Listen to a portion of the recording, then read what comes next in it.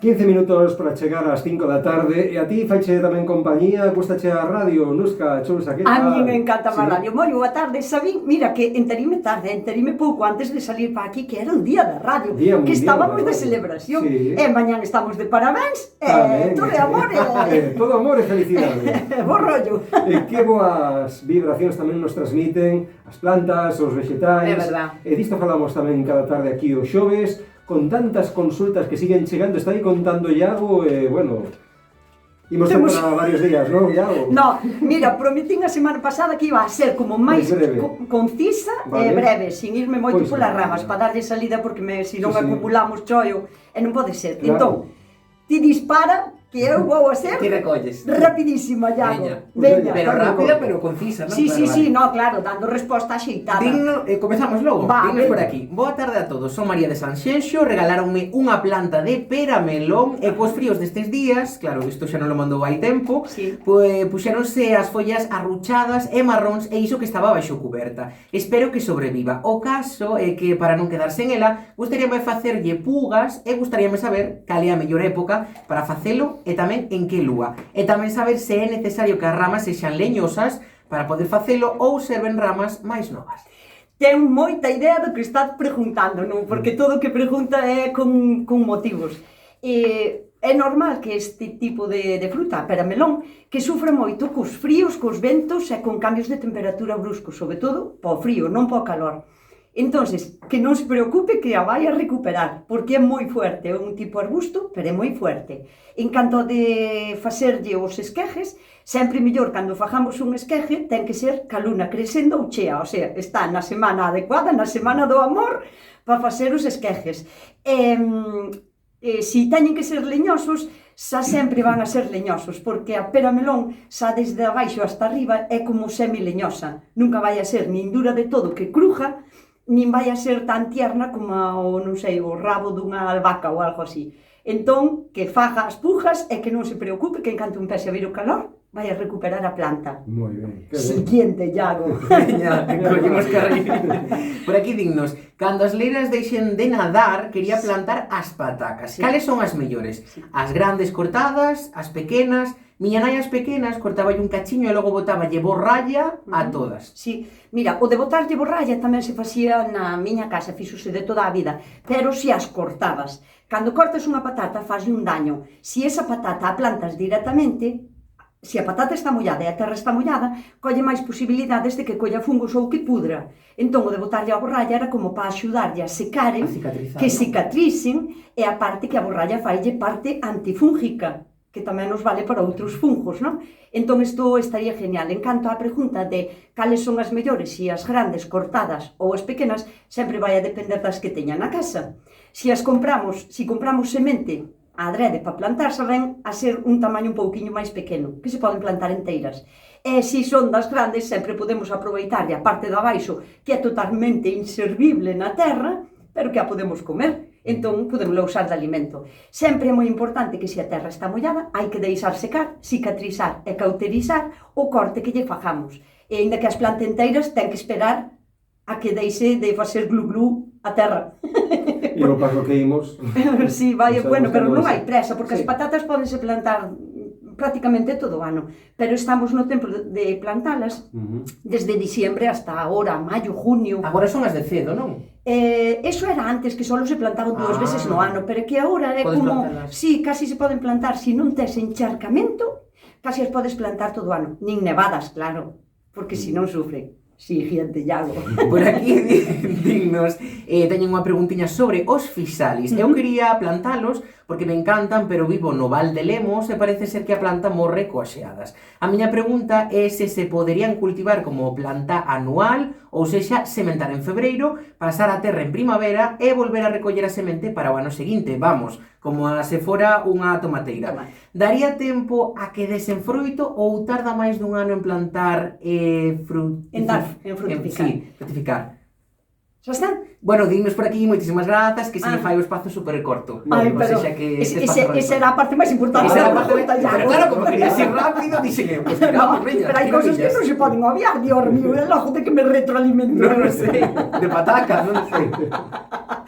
Bueno, pois, mira, o fixales sí que pode usarse como unha planta anual e volver a replantala antes da primavera, porque senón non lle daría tempo, e despois no verán vai a ser unha planta grande, sempre procurando abonar moito.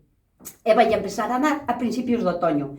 Bueno, pero sempre pode intentar ter unha plantiña baixo cubierta, si ten, por exemplo, un porche, si ten unha solaina, si ten... É unha planta que dentro tamén se dá ben, porque cantos máis anos teña a cepa, sin morrer dun ano para outro, sabes? Volvese como leñosa, como unha cepa de viña, casi, o sea, gorda, e entonces daí pode sacar, pois, kilos de fruta. E da outra maneira, se é anual, pois vai che dar aquela cantidad. Bueno, que tamén vale, quero dicir, está genial, pódese facer como se fora un tomate, pero teno que plantar de semilla, porque de esqueje morrería yo no inverno e non vexo o momento eu, o sea, pero de semilla sí, super ben, listo. Por aquí falanos María del Estedo, que nos di noraboa polo programa, e dinos que Herminia, que foi un deses temporais, non? Sí. Parteulle o limoeiro. Que fago? Podo as polas e apaño os limóns? Ai, madre mía, Como mira, te quedou mal, non? terrible, porque, mira, sabes que pasa? Que normalmente estes árboles, se os deixamos ir para arriba e non lle damos unha podadura de forma e deixamos que o tronco sea delgadiño e arriba sexa moita brosa, ven unha Herminia, arrasa con todo. Si só che rompe unha pola, ti podes intentar facer ese corte máis reto, porque cando a rompe o vento, esjasa.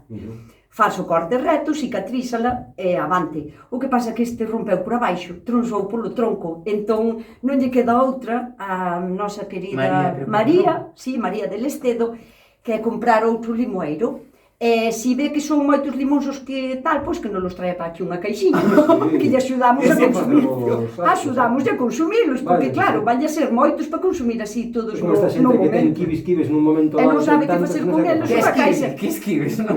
Claro. Nos queremos kibes. Que nos traia unha caixinha para aquí, para a radio. Aí.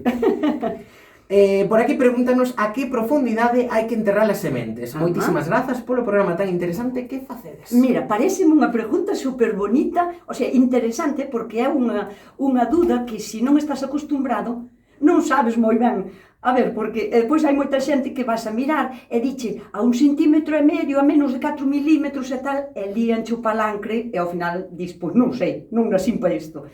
Ti tens que mirar sempre o tamaño da semente. E o tamaño da semente ten que ir polo menos 3 veces enterrado. O tamaño da semente, se a semente mide 1 centímetro, ten que ir a 3. Como, por exemplo, pois, as pepitas das calabazas, a 3 centímetros, porque unha pepita mide 1. Agora, unha pataca que mide 5 centímetros pode ir a 15, o sea, 3 veces o tamaño da semilla.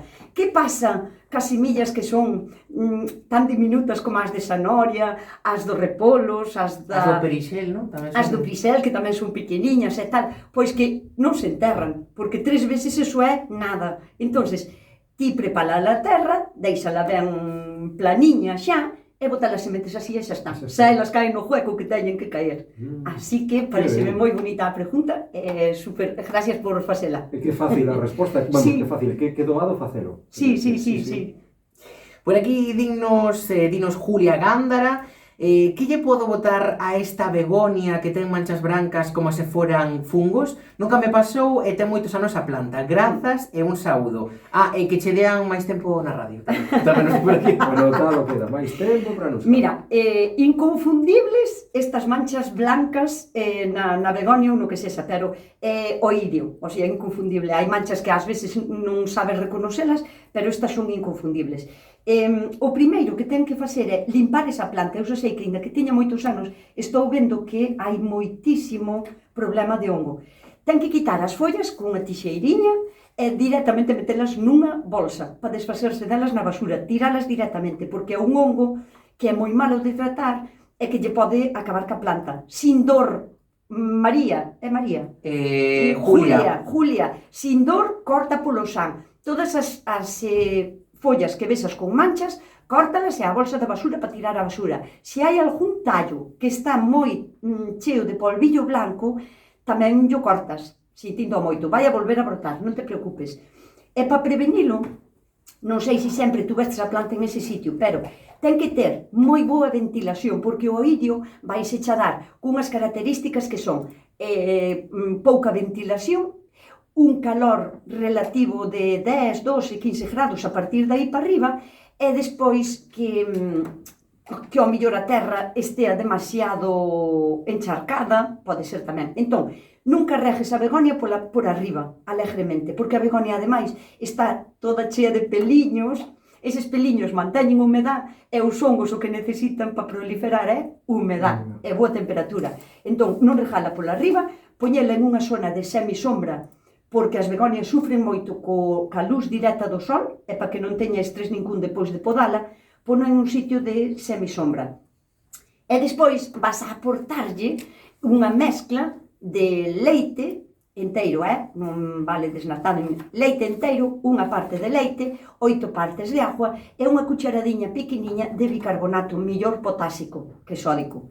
Pero mezclas todo ben e vas a botar á planta. E o leite vai a axudar a frenar a enfermedad para que lle dé tempo á planta a poñerse fuerte, para sacar novas follas. Ese é o meu consello.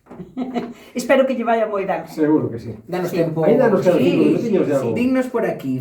Unha mensaxe que nos chega dende Pontevedra. Teño esta árbore en maceta fai moitos anos. Dá montóns de flores preciosas e olorosas, pero só deu un froito unha vez. Será que teño que pasar a terra ou comprar outra para que polinice? Mira, a foto a min cáusame un montón de intriga, porque hai unha casa detrás de 3 plantas e vese que o árbol é máis alto que a casa. O sea, supoño que está sacada de perspectiva, sí, claro. Pero como non vemos a maceta, eu, xa, de primeiras non sei nin que parece un naranxo ou así, porque ten uns pinchos que, cuidado, que posiblemente se bravo e por iso coste máis dar fruta. Pero bueno, que si o ten que cambiar de maceta, por suposto que si pode poñelo en terra porque se ve que é grandísimo. Podalo un pouco por arriba para darlle formación e aplicarlle á terra un bo fertilizante, porque se un árbol está tan alto, tan bonito e non dá fruto, é porque lle falta algún tipo de fertilización. Así que sí, cambialo de maceta e volver a fertilizar. Creo que é a última xa que vai entrar hoxe. Isto non é unha dúbida, a ver se nos explicas o que é. Dignos, boa tarde para Nusca para demostrar que os métodos dela funcionan. Grazas, equipo, fantástico programa, e como xa hai tempo que non pido, máis tempo para ser. A ver, Nusca, explícanos por aquí esta imaxe. Había moitísimo, por favor. Moitísimas gracias por mandarme isto. Celi, verdad?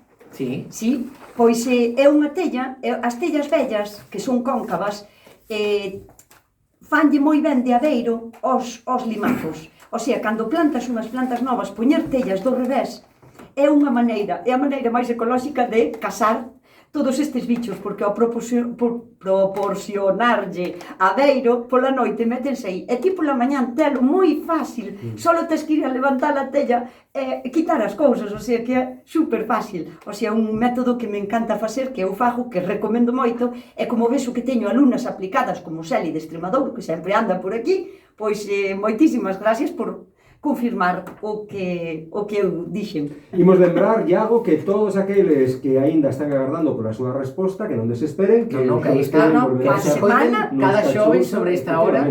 E tamén hai unha forma moi doada de entrar en contacto con nós, con este espazo, con este programa, que é vía WhatsApp, non? Sí, que podedes deixar mensaxe de texto ou incluso audio, se preferides, no 627 751 962. Que tal vai esa canle de YouTube, nos? Moi ben, estou encantada que a resposta da xente, mas sempre vai como crecendo, aínda que lle aporto poucos vídeos de largo formato, que son os que me gusta a mí meter ali para explicar ben as cousas, pero non decae nunca, estou encantada. E a experiencia televisiva? Ai! Estás contenta, feliz? Estou encantada! Vou ali como unha meniña con un xuguete novo, e ademais o trato ali é espectacular por parte de todo o mundo. E a verdad que estou, mi madre, nunha etapa da miña vida que estou disfrutando como unha nena pequena, de verdad. Pois que nós tamén disfrutamos moito aquí na tarde, gozamos moitísimo cada vez que ves por aquí a dar resposta aos ointes da tarde, e o que digo sempre, que nos serve tamén a nós para aprender, para... Sí, claro. Facer un pouco tamén, pois... Antón está desexando ter unha horta, Xa o sei. É o que me falta. Tan pronto teña a horta, poño en práctica todo o que estou aprendendo aquí contigo os xoves pola tarde. Ti vai aprendendo, e despois, ainda que sea para a jubilación ou algo así, un cachillo de terra, listo. Sí, ter aí un interese, un aliciente, algo polo que loitar. un cachiño de terra. Veña, Nusca, moitas grazas e ata a semana que ven. Moitísimas gracias a vos e Cariño. hasta a semana que ven, un bico.